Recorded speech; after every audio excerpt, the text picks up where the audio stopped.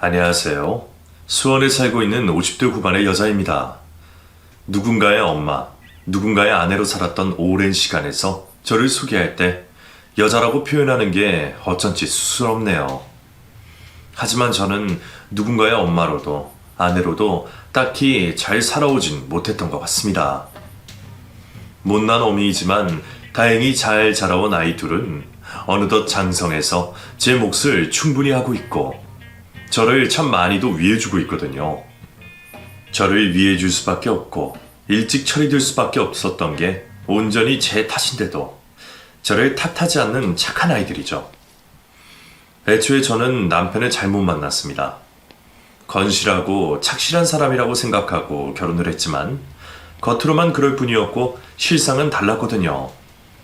어린 나이에 일찍 결혼을 하고 딱 반년 만에 그 사실을 알게 되었습니다. 처음 시작은 말을 좀 험하게 하고 싸움이 나면 물건을 부수는 것부터 시작했어요. 때문에 그런 일이 반복되자 저는 아예 싸움 자체를 만들지 않으려고 노력했죠. 뭐든 이야기를 들어주려고 했고요.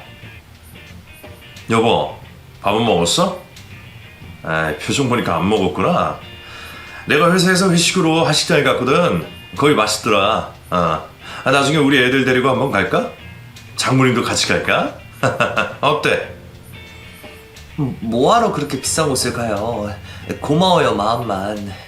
마음만이라도 고맙네요. 야, 하늘 같은 남편이 가자 하면 못 이기는 척 그렇게 해줄 순 없어? 네가 돈 벌어? 내가 돈 벌어. 돈 아끼고 싶으면 너 혼자 구질구질하게 궁상 떨라고. 알았냐?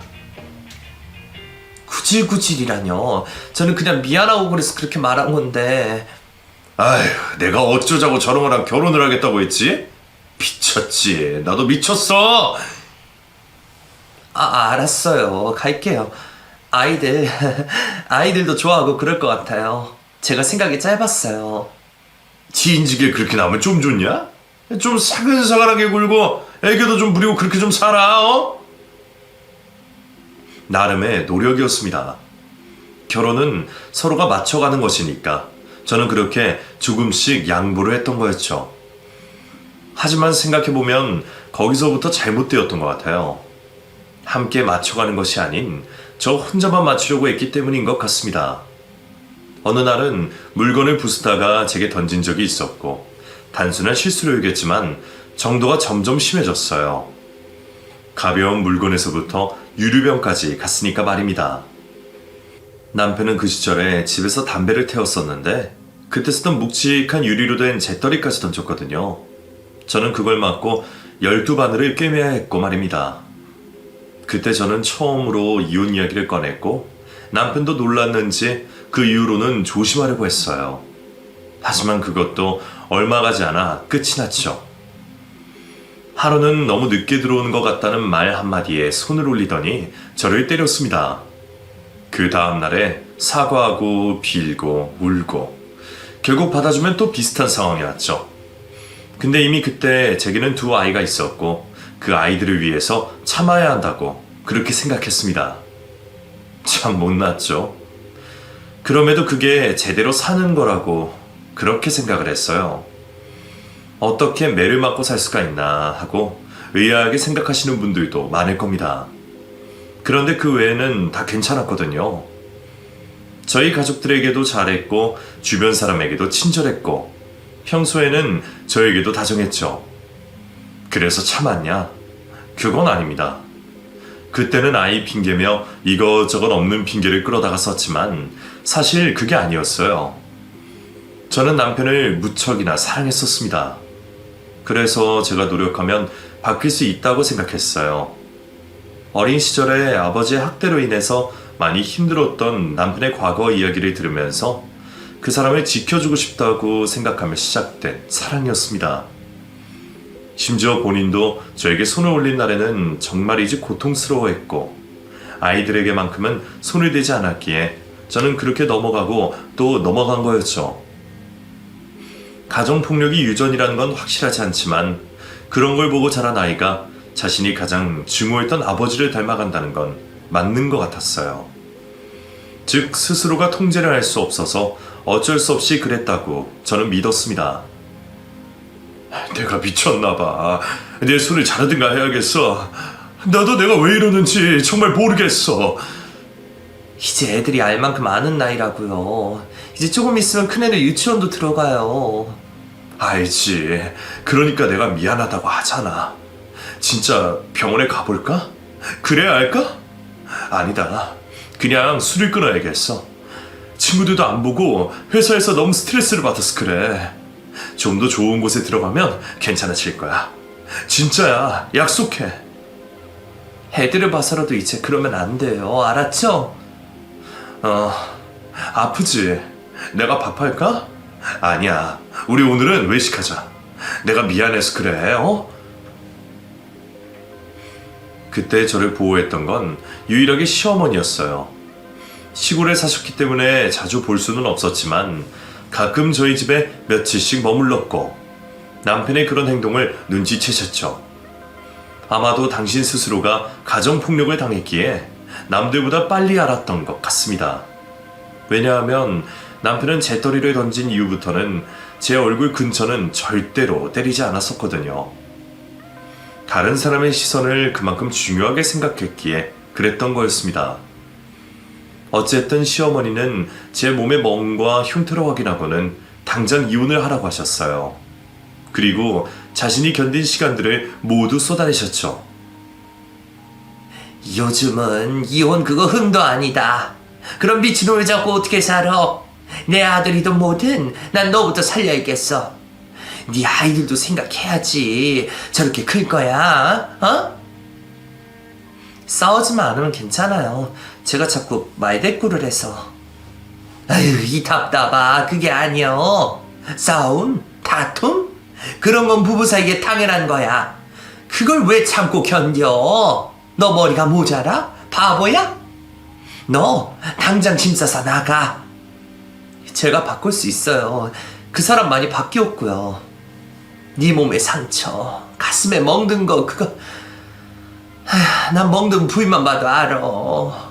그놈이 널 어떻게 공격했고 뭘로 때렸는지도 보인다고. 가슴에 멍이 드는 게 쉬운 줄 알아? 심지어 팔뚝은 잡고 비틀었지. 이게 부부라고 생각하니? 하지만 어머님, 나도 그랬어. 나도 너처럼 견뎠고 참았어. 우리 때는 그랬어. 그게 당연했고 이혼이란 건 모르는 시기였어. 그래서 여자들이 도망가서 숨어 살고 그랬다. 하지만 너희는 달라. 이혼? 그게 뭐 흠이라고. 외국은 뭐 이혼 2번도 하고 그런다더라. 그 사람 병원도 다니기로 했고 약속도 했어요. 달콤한 말로 아무리 떠들어 봐라. 그 사람도 그랬어. 그 영감탱이도 그랬다고. 그렇게 때리고 난 뒤에 잘하더라. 미안하다고 하고 죽을 죄를 지었다고 하고. 그러면서 바뀌는 게 있었을 것 같아? 절대로 아니야. 내 자식이 그걸 배우지 않기를 바랬는데 어쩌면 이런 일이. 그날 남편이 들어왔을 때 시어머니는 몽둥이를 꺼내들어 남편을 때렸습니다. 얼굴이고 뭐고 가리지 않고 두들겨 팼죠. 남편이 반항하라는 족족 꼬집고 핥히고 머리카락을 당겨서 뜯어내는 걸 보고 경악을 했지만 반항 한번 하지 않는 남편을 보니 눈물이 울컥 났네요. 자신도 아프다고 소리 지르면서 왜 제 소리는 듣지 못할까 하는 그런 생각이 들었기 때문입니다. 엄마 그만해. 적당히 하라고. 이제 그만하면 됐잖아. 그만? 넌 이제 아빠가 된 놈이 마누라한테 소리 대면서 뭐? 에이 썩을놈. 아이씨 진짜 짜증나게. 힘들게 일하고 들어왔더니 아들이 이렇게 돼? 엄마가 이러니까 아버지한테 맞은 거 아냐. 오냐 그래. 그게 다 내 탓이다. 그래서 네 잘난 아버지는 어떻게 됐는데? 중풍 맞고 들어누워서 내가 제대로 간병을 해줄 것 같냐? 내가 왜 이혼 안 하고 사는데 그 인간 죽어가는 거 보면서 살라고 그런다. 너도 그렇게 생마강함하고 싶어? 자식 새끼한테 이런 취급받고 마누라한테 구박받으면서 늙어 죽고 싶냐고. 그래, 그렇게 살아라. 시어머니는 정말 손에 들리는 모든 걸로 남편을 내리쳤고 한참을 맞던 남편이 어머님을 밀쳐내더군요. 아, 쪽팔리게. 이제 그만하지. 어머님 그 자리에서 통곡을 했고 남편은 결국 그 자리를 벗어나 나가버렸습니다. 저는 그런 시어머니를 어르고 달랬고요. 하지만 그날 저는 속으로 엄청난 두려움에 휩싸였습니다. 시어머니가 다시 시골로 내려가시면 제게 어떤 보복을 할지 예상할 수 있었으니까요. 그런데 그 이후로 한참을 잠잠했고 시어머니가 가신 이후에도 제게 손을 대지 않았습니다. 그게 일주일, 2주일이 지나자 제 가슴에는 희망이 피어났죠. 어쩌면 남편이 바뀌었을지도 모른다는 희망이었어요. 하지만 그것은 착각이었습니다. 남편이 아예 집에 들어오지 않는 날이 많아졌으니까요. 심지어 생활비조차 주지 않아서 생활이 힘들 지경이었습니다. 여기저기서 돈을 빌리고 융통을 해서 겨우 살림을 이어가는 수준이었죠. 당장이라도 일을 하고 싶었지만 당시 겨우 3살이었던 아직 어린 작은 애는 손길이 필요한 나이였습니다. 여보, 생활비라도 줘요. 아이들 음식이라도 제대로 해줘야죠. 오랜만에 남편이 들어왔는데 돈 이야기부터 하네. 날 그동안 돈으로 본 거야? 제대로 돈 한번 벌어본 적도 없는 주제에 뭘 안다고. 그러니까 왜 우리 엄마한테 그걸 말해? 제가 말한 게 아니라 제가 다친 걸 보고. 아니라고 했어야지. 잡아떼면 그만인데 어디서 넋 놓고 다니다가 굴렀다고 하거나 동네 양아치한테 맞았다고 했으면 넘어갔을 일이잖아. 내가 그 일 때문에 얼마나 시들린 줄 알아? 남편 알기를 먹같이 하니까 네가 이런 거지? 어디 한번 너도 고생 좀 해봐. 난 괜찮아요. 근데 아이들한테 피해가 가니까 문제죠. 그러니까 그만 화 풀고. 화? 내가 지금 화가 난 것 같아? 난 그냥 오만정이 떨어졌을 뿐이야. 언제는 날 보호하고 싶다며, 날 바뀌게 해준다며. 그런데 그거 조금 맞았다고 시어머니 때 그걸 잃어? 넌 양심이라는 게 존재하긴 하냐?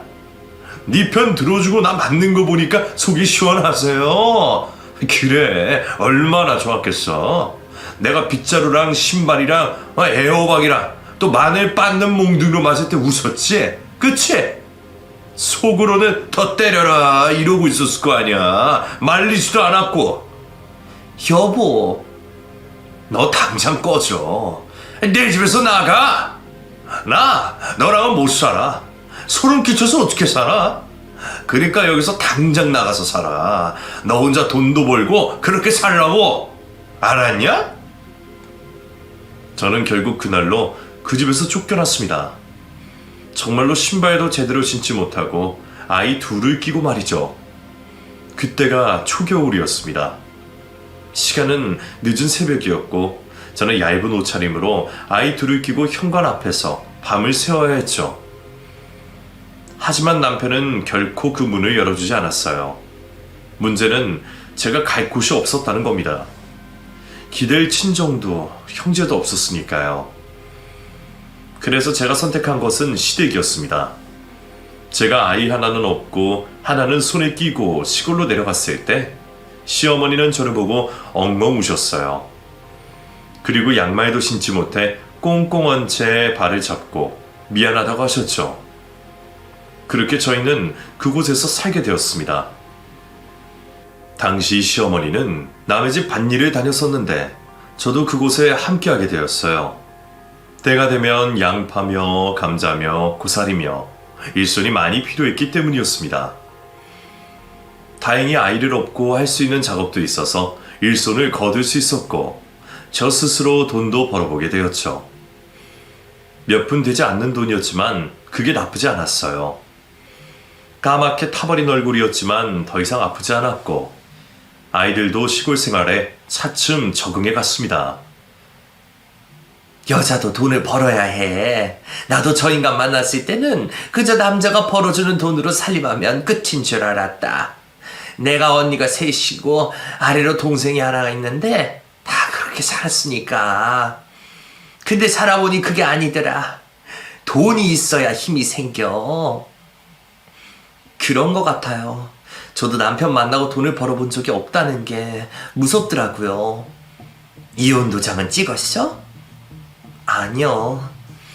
아휴, 차라리 확 딱 찍고 재산이라도 얼마 챙겨서 나오지. 이 미련 곰탱아. 엄밀히 따지면 나 너 시어머니다. 시어머니가 어떤 존재인 줄 알아? 내 아들 빼앗아간 며느리가 밉고 내 아들이 아까워 죽을 것 같아서 괜히 트집 잡고 그러는 존재야.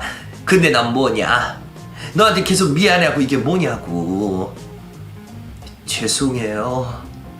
너 그 성격 고쳐. 그렇게 착해 빠져서는 아무것도 안 된다. 여자는 순종적이다. 개뿔 뜯어먹는 소리야. 여자가 순종적이면 저런 폭력 쓰는 인간들한테는 그냥 먹잇감만 되는 거야. 알아? 욕도 좀 배우고 밭일하다 보면 근력도 늘어서 너도 같이 패고 그래. 알았어?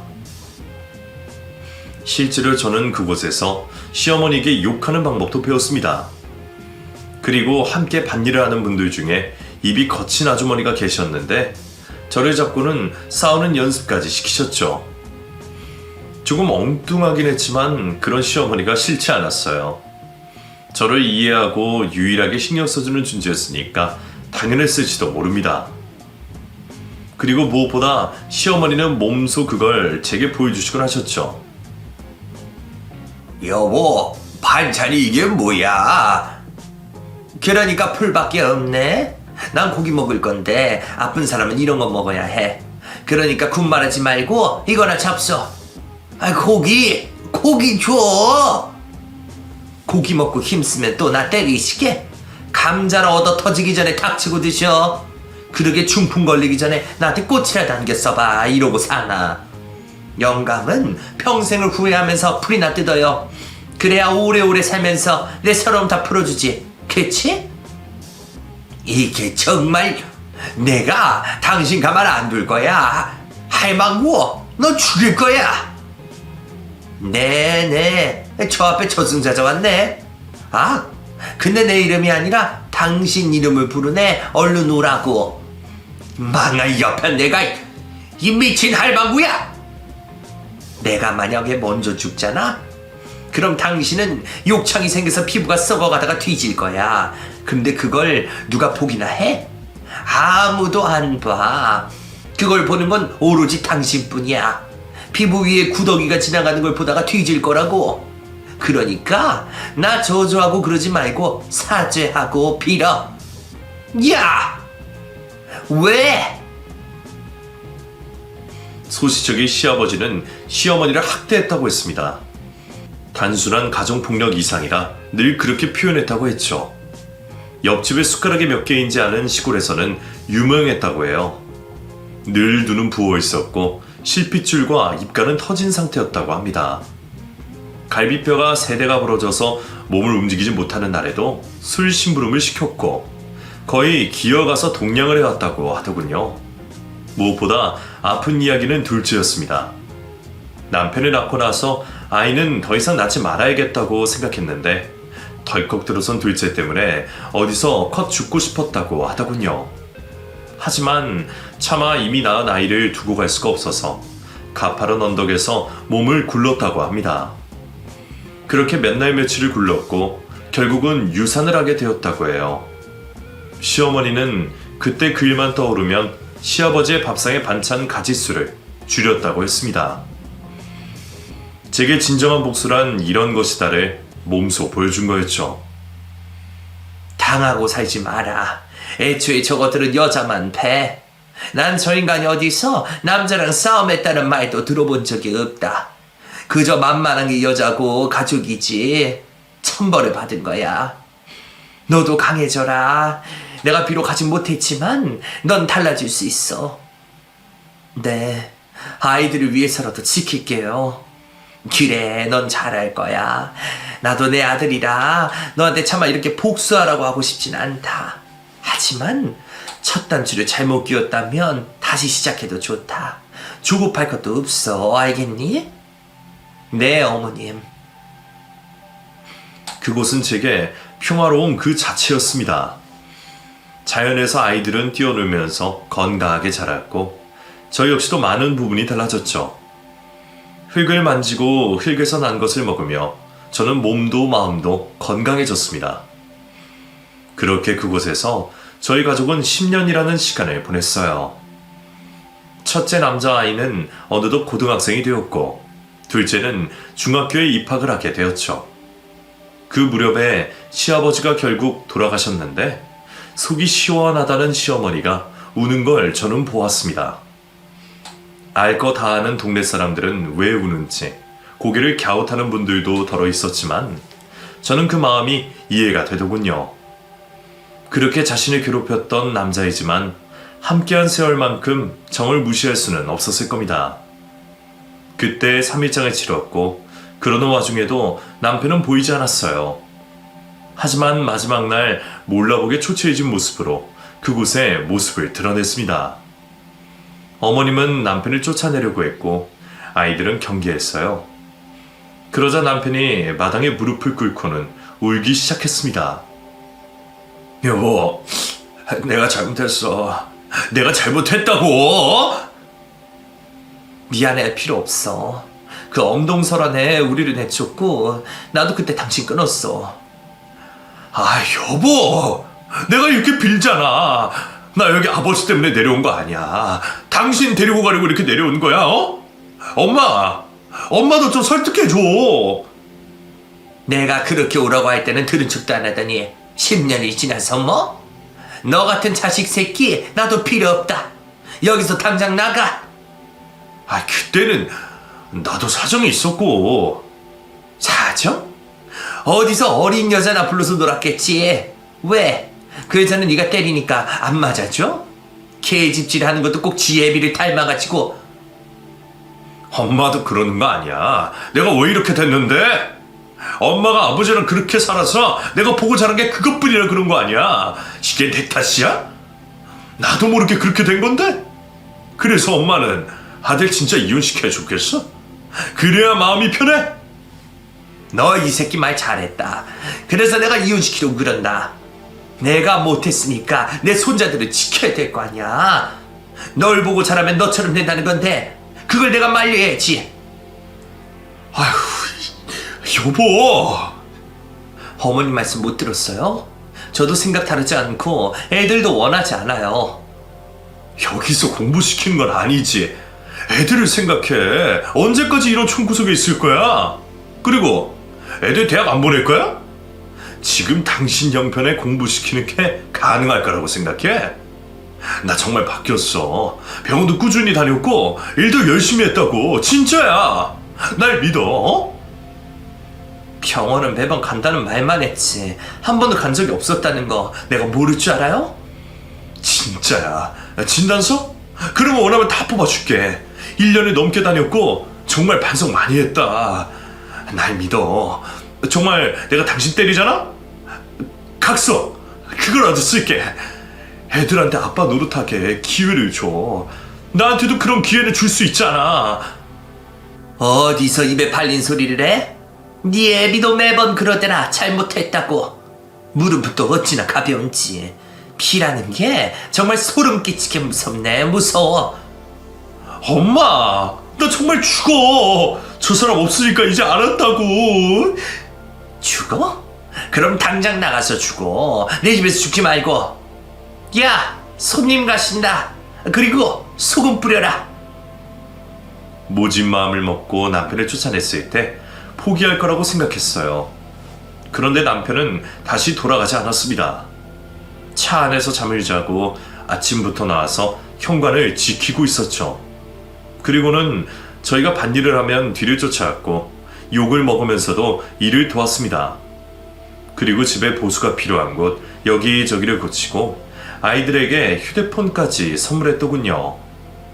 첫째는 어린 나이이긴 했지만 아버지에 대한 기억이 선명했기에 받지 않았지만 둘째는 서서히 아버지란 존재를 좋아하기 시작했습니다. 무슨 수를 써서라도 갈라놓고 싶은 마음이었지만 남편과 제 문제에 아이들까지 끌어들이기 싫어 그냥 뒀네요. 제가 싫다고 아이들에게까지 미워하는 마음을 전염시키고 싶지 않았기 때문이었죠. 선택은 아이들이 할 문제라고 그렇게 생각했네요. 그런데 그렇게 며칠이 지나자 늘 남편을 쫓아내고 욕을 하던 시어머니가 어느 날 제 손을 잡고 말씀을 하셨습니다. 내가 면목이 없는 거 안다.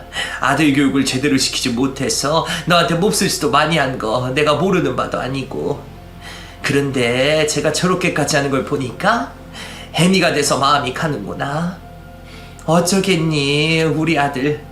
딱 한 번만 더 받아줄 수는 없을까? 어머님, 저한테 강해지라고 하셨잖아요. 절대로 받아주지 말라고도 하셨고요. 그렇지. 그러니 내가 면목이 없지. 팔은 안으로 굽는다고? 저놈 저러고 다니니까 내 마음이 그래. 저러다가 죽은 지 애미 꼴나는 건 아닌지 걱정도 되고. 그래서 너한테 부탁을 하는 거야. 어쩌면 변했을지도 모르잖아. 저렇게까지 하는 걸 나도 본 적이 없고. 저 사람 안 변해요. 잘 생각해봐라. 첫째는 공부도 잘하고 둘째는 운동도 잘하는데 돈이 많이 들어. 나도 이제 나이가 들어서 제대로 일을 하기 힘들고. 그러니 애미야, 네가 한 번만 봐주면 안 될까? 싫어요. 정말 싫어요, 어머님. 그냥 잠깐이라도 믿으라는 거야. 잠깐만이라도. 다시 오면 그만이지. 그때는 돈도 들고 와라. 이혼하면 위자료? 재산 절반인가 그런 거 준다더라. 그땐 내가 두말하지 않을 테니. 어쩌면 그게 핑계일지도 모르죠. 저는 등 떠밀리는 것처럼 못 이기는 것처럼 남편을 따라 나섰습니다. 첫째는 가지 않겠다고 했지만 결국 저를 혼자 보내지 못하겠는지 함께 길을 나섰죠. 덩치는 산만해서 죽는 길을 따라 나서는 사람처럼 침울한 표정을 하고 있는 걸 보니 정말 죄책감이 많이 들었습니다. 모든 게 제 욕심이고 미련이라는 생각도 했어요.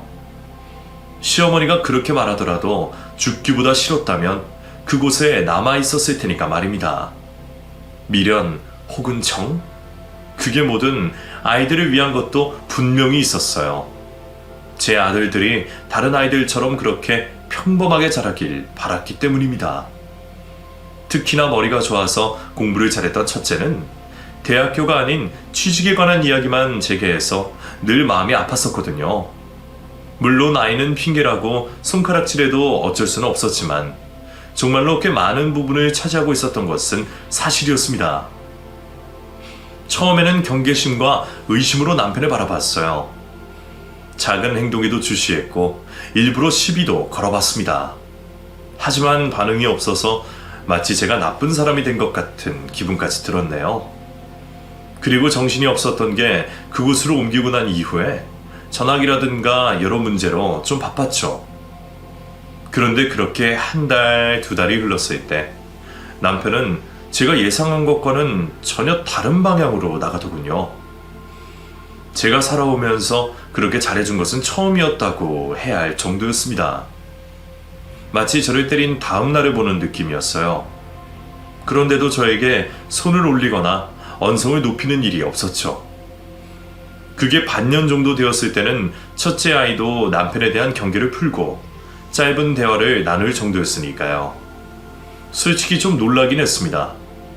진짜 반성을 한 건가? 정말 사람이 바뀔 수도 있는 건가 하는 생각으로 머리는 혼란스러웠고요. 모의고사 성적 이렇게 잘 나왔어. 엄마, 나 잘하면 장학금 받고 인서울 할 수 있을 것 같아. 그래?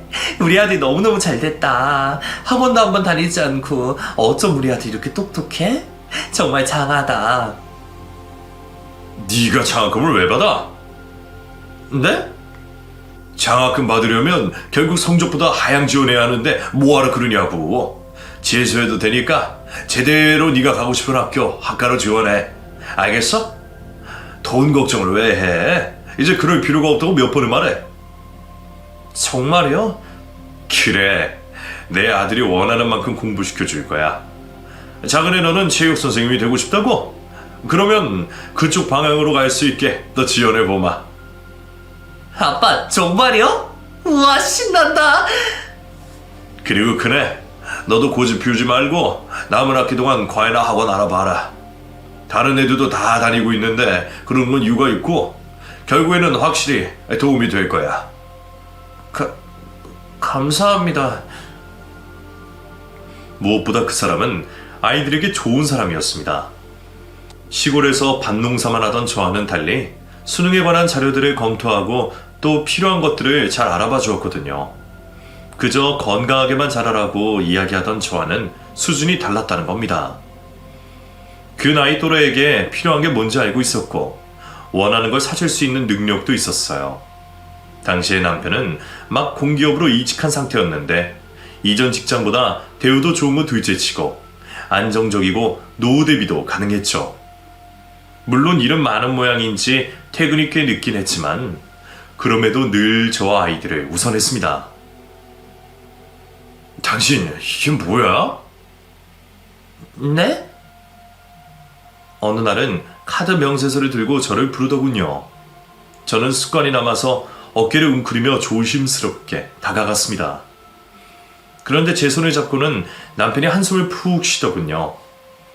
온통 다 먹는 것뿐이잖아. 당신 신발, 애들 옷이라도 사든가. 이게 뭐냐고.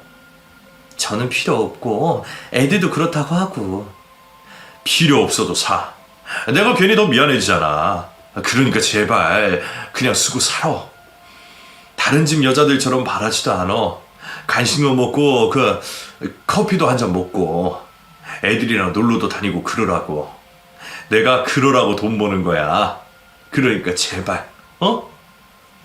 알았어요. 이제 눈치 보지 마. 나 정말 달라졌다니까. 알았지? 그리고 요즘 도통 밥을 안 먹던데 살이 너무 빠진 거 아니야? 병원도 좀 가고 그래. 인생에서 처음 저는 행복하다는 걸 느꼈어요. 그 행복이 너무 커서 불안할 정도였죠. 그런데 얼마 지나지 않아 남편이 제게 제안을 해왔습니다. 정말 이해할 수 없는 부분이었고요. 위장 이혼이라니? 그래, 그냥 형식상으로만 이혼을 하는 거야. 내가 회사에서 문제가 좀 생겼어. 그래서 그래. 무슨 문제이길래 이혼을 해야 하는데요? 그게 부동산 투기 있잖아. 내가 그런 걸 조금 했거든? 그걸 들키면 잘릴지도 몰라서 나 나름대로 애들 잘 키워보겠다고 시작한 거였는데 하필이면 잘못 걸릴 것 같아서 재산을 좀 빼돌려 놓는 게 좋을 것 같네. 무슨 뜻인지 알겠어? 그게 말이 되지 않는데 그래도 들키지 않을까요? 왜 들켜? 내가 바보도 아니고. 당신은 모르는 게 있어. 그러니까 날 믿고 따라와. 그냥 이혼했다가 다시 재결합하면 그만이야. 사건이 좀 잠잠해지면 그때 하면 되는 거고. 그래도 나 이제 믿잖아. 나 못 믿어? 그냥 형식상이고 사료에 불과해. 그러니까 그간에 날 봐서라도 한 번만 믿어줘. 우리 애들 제대로 교육시키고 난 유학도 보낼 생각이야. 그러니까. 그래도 그건 불법. 그런 거 맞죠? 남들 다 하는데 우리가 안 하면 손해지. 그게 왜 불법이야? 불법? 그 돈 없는 인간들이 우리들한테 하는 개소리지. 자기들이 못하니까 바닥에서 짖는 거야. 불법이라고 손가락질하면서.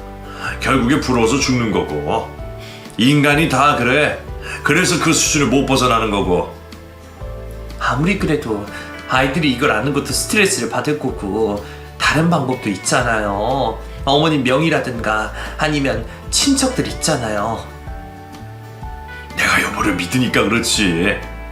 그럼 이건 어때? 아버지가 내 앞으로 주신 그 시골 땅, 내가 일단 그거 당신 앞으로 둘게. 날 믿지 못하면 그걸 담보로 잡고 있으면 어때? 믿는 게 문제가 아니라 제발, 그 땅은 아버지 유품이나 다름없어. 나한테 소중한 거야.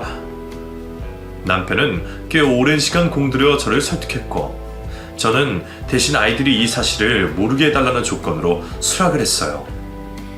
아무리 서류상이라고 하지만 아이들이 알면 신경을 쓸 것 같았기 때문입니다. 남편은 그 즉시 시골 땅을 제 명의로 바꿔줬죠.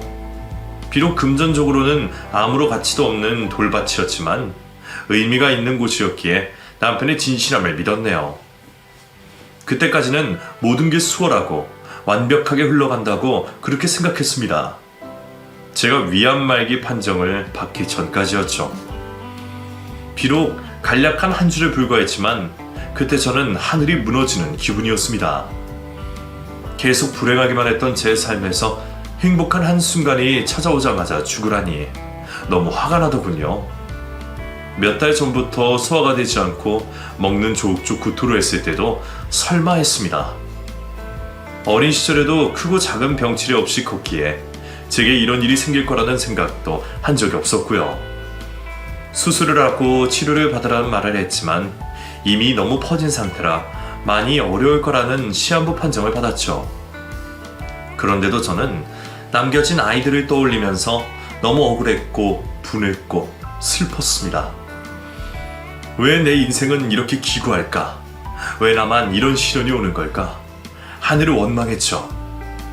그러면서 저는 온몸을 떨고 병원 구석에 앉아서 눈물만 흘렸습니다. 그런데 그때 익숙한 목소리가 들렸고 고개를 들어보니 남편이 병원 안으로 들어가는 게 보였어요. 날 데리러 온 건가 하는 생각과 동시에 저는 눈물이 터지면서 남편에게 향했습니다. 그런데 그 사람 곁에 한 여자가 있었어요. 30대 초중반으로 보이는 젊은 여자가 말이죠.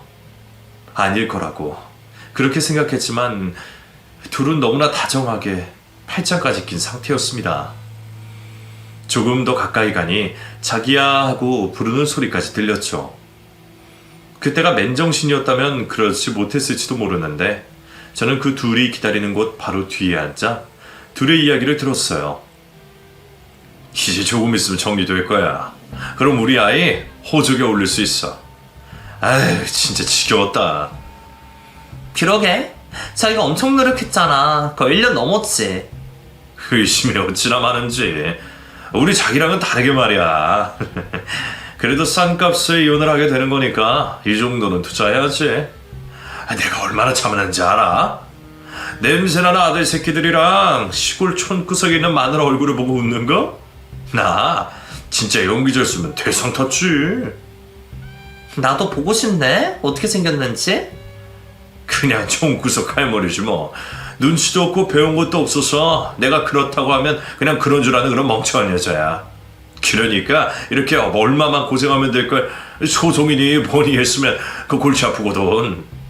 애들 양육비까지 토해내라고 할 텐데 미쳤어? 그 돈으로 자기 백이나 하나 더 사주면 사줬지. 어머, 진짜? 나 가방 사줄 거야? 이혼서를 접수하면 그때 백화점 한 바퀴 돌지 뭐. 자기 정말 최고야. 이렇게 능력이 있을까? 머리도 너무 좋고 우리 태어날 아기도 자기랑 꼭 닮았으면 좋겠어. 그땐 눈물도 나오지 않았습니다. 그저 천천히 자리에서 일어나 병원을 빠져나왔죠. 그리고 집에 들어가서 한숨 잤습니다. 자고 일어나니 머리는 맑아졌고 생각이 딱 잡히더군요. 저는 밖으로 나가서 변호사를 찾아갔고 조언을 구하는 동시에 이혼과 상간녀 소송에 대해서도 알아봤습니다. 변호사님은 증거를 모을 때까지 참으라고 했지만 저는 남편을 잘 알고 있었어요. 그래서 녹음기만 하나 사들고 집으로 들어가 이혼 소송을 할 것이고 상간녀 소송을 할 거라고 말했습니다. 그때 바뀌던 남편의 눈동자는 정말 공포 그 자체였어요. 역시나 저를 때리기 시작하더군요. 그 사람은 바뀌지도 바뀐 적도 없는 그런 인간이었던 거죠. 때리지 마. 평생을 이렇게 때리고 이제는 바람까지 피워? 당신이 그러고도 사람이야? 아주 짓을 하면 쳐 맞아야지.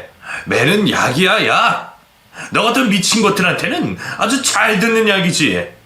내가 오늘 너 적어도 기어다니게 패줄게. 강제로라도 이혼 서류에 도장 찍게 해줄 거야. 나 시한부야. 나 안말기라고. 이렇게 때리면 안 되는 거잖아. 넌 인간도 아니야, 쓰레기. 뭐? 안말기? 그래서 뭐? 어차피 곧 뒤질년이 매를 번다 벌어. 나한테 고마워해 알았냐? 이렇게 빨리 뒤지게 다 때려줄 테니까. 저는 그것들을 고스란히 녹음시켰습니다. 그리고 마침 아이들이 들어왔고 제가 맞는 모습에 두 아이들이 달려들어 남편을 떨어뜨려 놨죠. 저는 천천히 일어났습니다. 그리고 녹음기를 끄고 남편의 급소를 발로 찼죠. 아이들에게 똑바로 잡으라고 하자 발을 걸어서 넘어뜨리기까지 하더군요. 그래서 저는 제 앞에 무릎을 꿇고 소리를 지르는 남편의 뺨을 쳤습니다. 상간녀 소송은 할 거야. 하지만 난 그녀 밉지도 않아. 왜? 어차피 너 같은 인간을 데리고 사는 게 지옥일 테니까. 그리고 넌 이제 끝이야. 저는 녹음기를 들고 집을 도망치듯 나왔고 바로 그 사람 회사로 발길을 돌렸어요. 일반적인 회사가 아니라 공기업이었기에 가능한 일이었죠. 저는 그걸 들고 감사실로 갔습니다. 그리고 그곳에서 제 사정을 설명했죠. 그랬더니 공기업 이미지에 타격이 가기 때문에 불륜에 관한 일도 징계의 사유가 되며 파면 절차가 따로 마련이 되어 있다고 하더군요. 하지만 제보만으로는 처리하기 어렵고 증거와 첨부 서류 등을 제출하라고 했고 저는 녹음기와 예전부터 가지고 있던 병원 기록 진단서까지도 모두 주었습니다. 처리 절차는 징계위원회를 소집한 이후에 이루어진다는 답까지 받아왔네요. 무엇보다 그렇게 파면이 되면 퇴직금도 받을 수 없다고 했죠. 저는 그곳으로 그치지 않았고 백화점 앞에 섰습니다. 제 후줄근한 차림을 보면서 머뭇거리긴 했지만 마음을 다잡고 그곳에 들어갔죠. 그리고는 손에 잡히는 걸로 긁을 수 있는 만큼 긁었습니다. 아들 시계부터 시작해서 제 가방, 구두, 옷까지 말이죠. 컴퓨터와 태블릿이라는 것도 결제를 했어요. 그것이 아들의 대학 입학 축하 선물이라고 생각했습니다. 너 미쳤어? 내 카드로 뭐 하는 짓이야? 너 집에 당장 들어와 얼른! 현금 출금도 되더라. 카드 정지했니? 근데 이미 난 돈을 뽑아버려서 어쩌지? 네 여자친구, 아니 넌 옷에 샌드백한테 사줄 핸드백은 한참 있다가 사야겠다. 이게 진짜 죽을 날 받아놓으니까 보이는 게 없어? 이 미친년 개 같은. 뭐? 욕이 고작 그거냐? 내가 한번 욕 제대로 해줄까? 차마 그 욕을 여기에 쓸 순 없지만 남편이 말도 제대로 못할 정도로 엄청나게 심한 욕, 그것보다 더 심한 욕으로 응징까지 해줬죠. 어찌나 속이 후련하던지 병이 나은 것 같은 기분이 들 정도였습니다. 그 뒤로는 꽤 긴 소송이 진행되었어요. 남편은 회사에서 파면되었고 저에게는 재산의 절반과 위자료까지 배상하라는 판결이 나왔습니다. 물론 상간녀 소송에서도 승소했고요. 들리는 소문에는 그 상간녀와도 잘 되지 않고 헤어지고 빈털터리 신세로 지내고 있다고 합니다. 한때는 잘 나가던 사람이 한순간에 직장도 여자도 잃고 파산까지 했다고 해요. 내가 다시는 그런 짓 안 할게. 진짜로 안 할 거야. 여보, 우리 엄마를 봐서라도. 당신 아픈데 애들은 어쩔 거야. 애들 생각은 안 해? 애들 생각. 매번 그 핑계로 너 같은 인간이랑 살았어. 근데 애들을 위해서도 너랑은 안 살아. 너 같은 인간한테 물드는 것보다 혼자 사는 게 훨씬 나아. 당장 꺼져. 왜 말을 그렇게 함부로 해? 입이 너무 거칠다. 전에 했던 욕 다시 또 해줄까? 너도 이제 늙었어. 내가 너보다 운동도 많이 해서 힘도 더 세고. 왜? 너희 아버지처럼 그렇게 살고 싶어? 내가 그렇게 해줄까? 야! 여보, 제발 나 진짜 죽어. 제발 어디 가서 좀 죽어라. 저는 소송으로 받은 재산과 위자료로 그 나이 대학까지 보냈습니다. 몇 번을 저희를 찾아와 다시 받아달라고 빌다가 윽박 지르고 했지만 위협적으로 큰 덩치의 큰애와 작은애의 재지로 벗어날 수 있었네요. 물론 저도 머리털 좀 뽑아주고 욕도 했죠. 그래도 근처를 어슬렁거리는 게 못마땅해서 저는 아들과 이사를 해서 수원에서 살게 되었습니다. 저희는 첫 집이었지만 사실 이곳에 머무른 것보다 병원에 있던 시간이 더 길어요. 시어머니도 제 병간호를 위해 병원 생활을 하시고 계시죠. 수술도 했고 항암 치료도 했고 노력도 했지만 폐까지 진행이 되어 일주일 전 더 이상은 어렵다는 말을 들었습니다. 하지만 저도 이제는 받아들이려고 해요. 이제 작은 애도 어엿한 성인이 되었기 때문이죠. 원망도 많이 했지만 괜찮아졌습니다. 제 온전한 삶의 기쁨인 두 아이가 너무 잘 자랐으니까요. 저는 비록 언제 죽을지는 모르지만 저를 기억하는 사람들이 있어서 기쁩니다. 시어머니는 저를 따라가겠다며 계속 우시는데 그게 가장 마음에 걸리네요. 비록 저는 이렇게 가지만 남겨진 사람들이 저를 위해 조금만 덜 울길, 덜 슬프길 바라봅니다.